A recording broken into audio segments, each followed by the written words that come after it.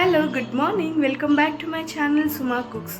So ఇప్పుడైతే time 6 o'clock అవుతా ఉంది అండ్ మనం వెళ్తున్న ఆలయం దొడ్డ గణపతి ఆలయానికి. సో అక్కడ పోయి ఎక్స్ప్లోర్ చేస్తాను. సో అంతవరకు స్టే ట్యూన్.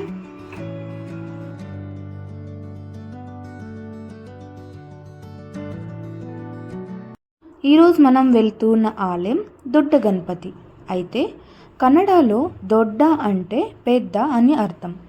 పేరుకి తగ్గట్లుగానే ఈ దేవాలయంలో పెద్ద గణపతి శిలా విగ్రహం ఉంటుంది.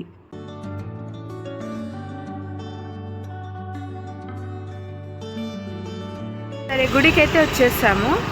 ఇప్పుడు లోపలికి వెళ్దాము. ఈ ఆలయం బస్వన్న గుడి దగ్గరలో ఉంటుంది. అయితే ఇది ఒక ఏకశిలా రాయి విగ్రహం. అలాగే ఈ ఆలయం నిర్మాత బెంగళూరుని తీర్చిదిద్దిన కెంపెగౌడ గారు. ఈ ఆలయం 500 సంవత్సరాల నాటిది అని చెప్తారు. ఈ ఆలయానికి స్థల పురాణం ఉంది, అది ఇప్పుడు తెలుసుకుందాం. ఒక్కసారి కెంపెగౌడ గారు ఈ ప్రాంతంలో సంచరిస్తుండగా పెద్ద పెద్ద రాళ్ళు గుట్టలు కనిపించాయట. అందులో ఒక్కదాని మీద వినాయక ప్రతిమని చూసి వెంటనే శిల్పుడిని పిలిపించి ఒక పెద్ద రాతి మీద విగ్రహాన్ని మల్చమని ఆజ్ఞాపించారు.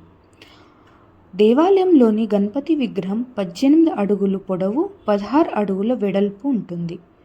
ఈ గణపతిని సత్య గణపతి అని, శక్తి గణపతి అని పిలుస్తారు.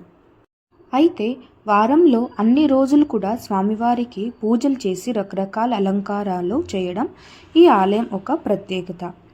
ఈ అలంకారాలతో పాటు అతి ముఖ్యమైనది వెన్నతో స్వామిని అలంకరించడం. ఇది చూస్తే జన్మ ధన్యమైనట్లు భావిస్తారు.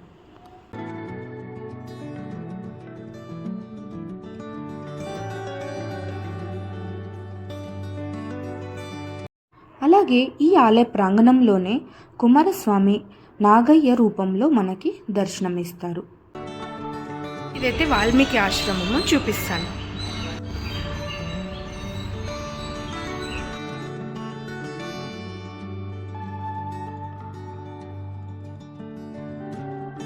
ఇప్పుడు శివుడి గుడికి వెళ్దాము, రండి.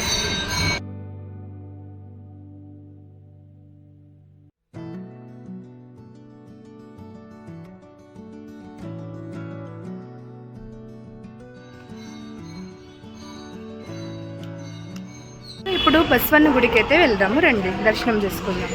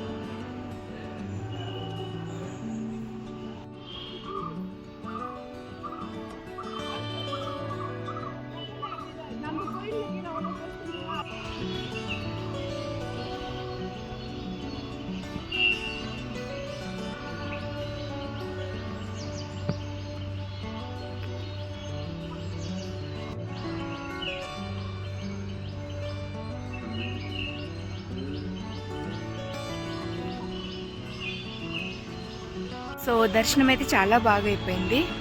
సో ఇప్పుడైతే టిఫిన్ చేసుకొని ఇంటికి వెళ్ళిపోతాము. మీకు ఈ చిన్న బ్లాగ్ నచ్చినట్టయితే ప్లీజ్ నా ఛానల్ని సబ్స్క్రైబ్ చేయండి, లైక్ చేయండి, షేర్ చేయండి. ఇంకా మంచి మంచి వీడియోస్తో నేను మీతో షేర్ చేసుకుంటాను. సో అంతవరకు స్టే ట్యూన్, బాయ్.